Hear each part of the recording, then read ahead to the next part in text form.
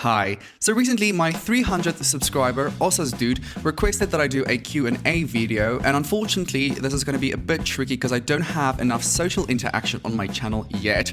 So I thought, why not do the classic old YouTube trend from like 2013 called Draw My Life. Yes, I know, I am definitely late to this party. But anyway, my name is Wolf Meyer Frederick Buerta, and I came into the world on the 21st of September 1998 at exactly 20 minutes to 9. I was born in Pretoria, the executive capital of South Africa, into a loving family comprised of my mom, dad, and older brother. Many people don't actually know my first name is Wolf, as I mainly went by Meyer in my early years. Nowadays, most people call me Wolf, but some people still use Meyer too. I am super thankful to have had a great childhood, the ability to go to school, great friends, never being worried about food, clothing, safety, and other essentials. I'm also super lucky that I had loving parents who taught me life skills and values, financial advice, and emotional support when I really needed it. I'm so grateful for my awesome brother as well, who I've had so much fun playing games with, outdoor and video games, and never stopped tickling me.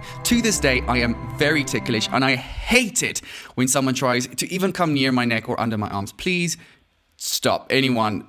It's not fun. But in South Africa, we have 11 official languages, only 2 of which I can speak fluently. Afrikaans, my native language, and English, usually when I speak to strangers for the first time. And I loved learning languages. I frankly lost count at how many languages I started learning.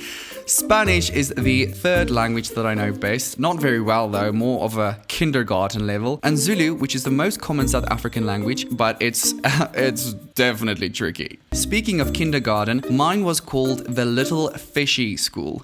It doesn't translate that well, but I honestly don't remember squickety squack of my life back then. Honestly, I don't even remember what I had for breakfast this morning. But I started primary school, or 1st grade, in 2005, where I basically came home dirty every single day because we climbed trees, rolled around in dirt for some reason, and had like hardcore warfare every single day. I then switched primary schools in grade 4, and it was a super small school that opened when I just joined, with less than 30 people in my entire grade. The previous school wasn't very impressed that so many of their students left and spread a rumor that lions roamed in the new school's playground. I want to point out that South Africa does not have any wild animals just randomly strolling around the streets. They're all enclosed in specific zones dedicated to them. Although there has been several cases of wild cats, especially leopards, escaping the nature reserve located close to my school. But once, when I was 12 years old, I was riding my bike, and as I got off to take a break, a cobra popped out of nowhere. And I was taught from a young age to not move when you encounter a snake, so I tried backing up slowly when the cobra spat at me. Thankfully, there was like willow tree leaves that were hanging between me and the snake, and it prevented the poison from reaching my eyes or face, but I felt like a liquid spray against my legs. I just stopped, closed my eyes, and stood still for I don't know how long until that cobra eventually slithered off. In my experience, every student in South African schools can usually be divided into 3 categories: the academics, the culturals, and the sports/athletes.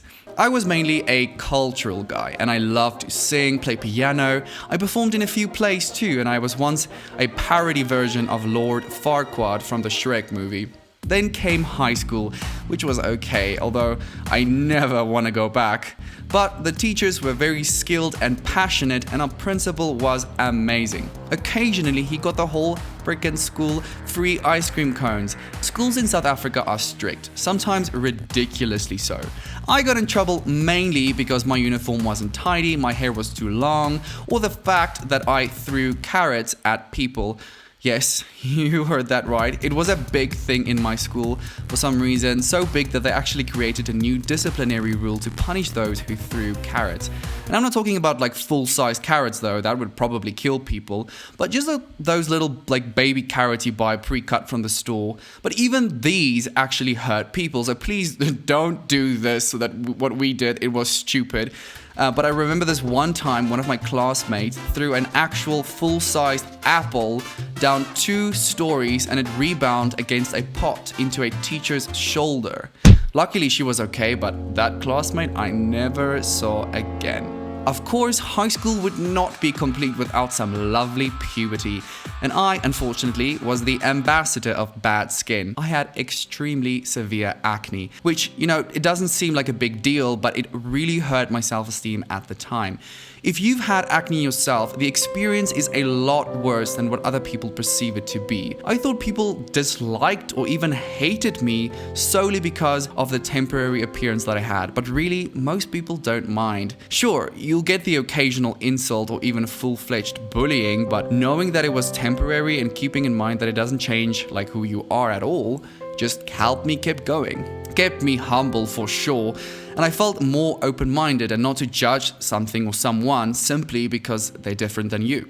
The balance of modesty is something that I struggled with after school. I know now that it's absolutely crucial to practice self-love and to never do things that will negatively impact you. I'm not talking about helping people or doing something out of care or love for someone. I'm talking about things that will cause you extreme pain or harm or have an unhealthy influence on you. As selfless as it sounds to put everyone in front of you, it's important to remind yourself that you are also a person and you deserve your own love and respect as well. I've spoken about the dark things on this channel before, so I don't want to go into too much detail, but these dire times made a massive positive impact on who I am today.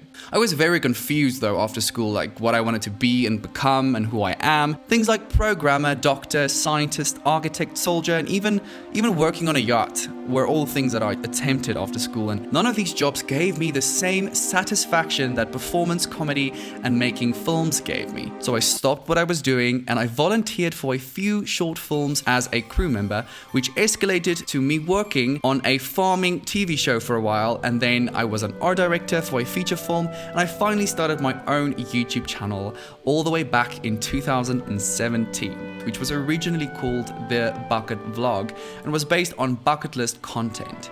I always loved the reaction I got when I tried to make someone laugh, and it's still like one of the best feelings in the world to make someone's day just a little bit better, not by solving any of their problems, but just helping them forget for a while. But that's it for this video. I wish I could include a lot more stuff, yet I hope it gave you some insight as to who I am and where I come from, as I haven't really done a lot of these videos on my channel.